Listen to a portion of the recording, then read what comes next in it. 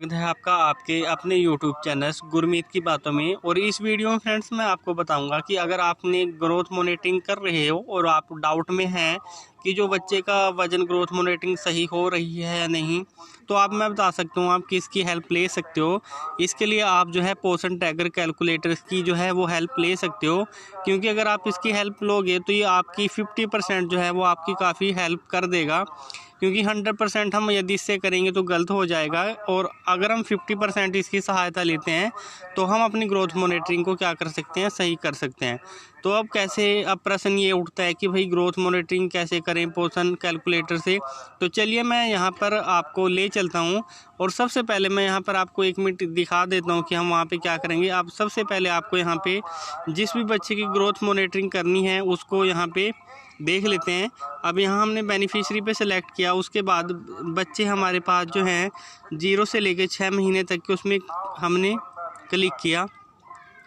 उसके बाद हम यहाँ 3 डॉट्स पे क्लिक करेंगे, और 3 डॉट्स पर क्लिक करने के बाद अपडेट प्रोफाइल में गए। अपडेट प्रोफाइल में हम यहाँ से बच्चे की डेट ऑफ बर्थ देखेंगे जिसकी हमें ग्रोथ मॉनिटरिंग करनी है। यहाँ पे देख लेते हैं ये सक्षम लड़का है, बोया जो लड़का सक्षम है, और इसकी जो यहाँ पे डेट ऑफ बर्थ जो दी गई है ये है 4/11/2022। अब इसके बाद हम दोबारा से बैक करेंगे और यहाँ पे देखेंगे कि इसका हाइट और वेट कितना है। तो अगर इसकी हाइट और वेट की बात करते हैं तो यहाँ पे देखिए इसका हाइट और वेट जो है, हाइट इसका जो है 63 है, और जो उसकी वज़न है वो 5.8 है। अब हम पोर्शन ट्रैकर में चलते हैं।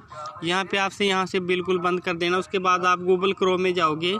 गूगल क्रोम में जाने के बाद आपको यहाँ पर सिलेक्ट करना है सर्च बार में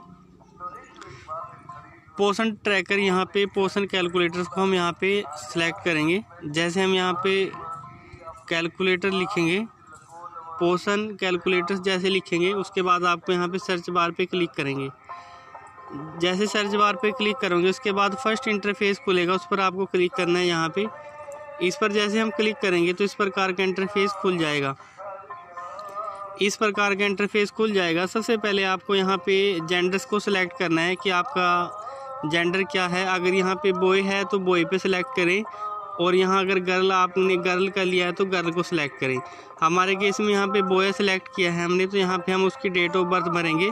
जैसी डेट ऑफ बर्थ मैंने वहाँ बताई थी आपको वैसे ही यहाँ पे भरनी है। चल मैं यहाँ पे डेट ऑफ बर्थ भर लेता हूँ उसकी। 2022 था उसका, 4/11/2022 4/11/2022 जो था डेट ऑफ बर्थ थी उसकी। उसके बाद हमने सेट किया यहाँ से, तो ये देखिए यहाँ पे 4/11/2022 आ गया है। उसके बाद हाइट कितनी थी वहाँ पे उसकी 63 सेंटीमीटर थी, तो हम 63 सेंटीमीटर यहाँ भरेंगे।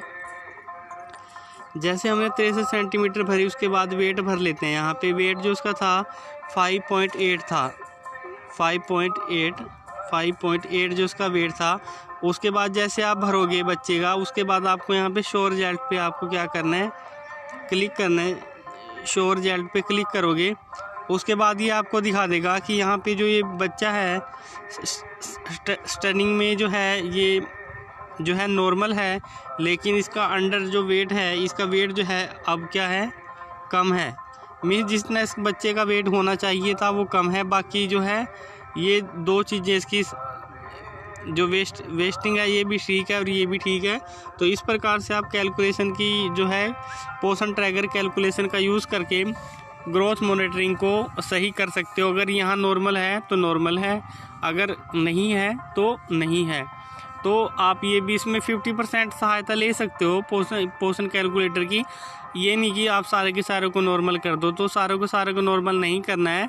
एक थोड़ा बहुत हो सकता है बट सारों को मत करें। तो इस वीडियो में इतना ही बताया कि आप अगर ग्रोथ मॉनिटरिंग कर रहे हो, अगर आप नॉर्मल करना चाहते हो किसी भी बच्चे को, तो आप हेल्प ले सकते हो। मैं हेल्प की बात बता रहा हूँ मैं आपको, ये नहीं कि मैं कहता कि आप पोर्शन कैलकुलेशन का यूज़ करो।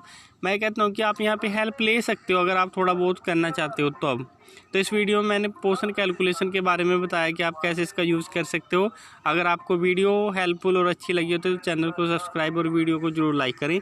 Thank you for watching my YouTube video. Best of luck, आपका दिन मंगलमय हो।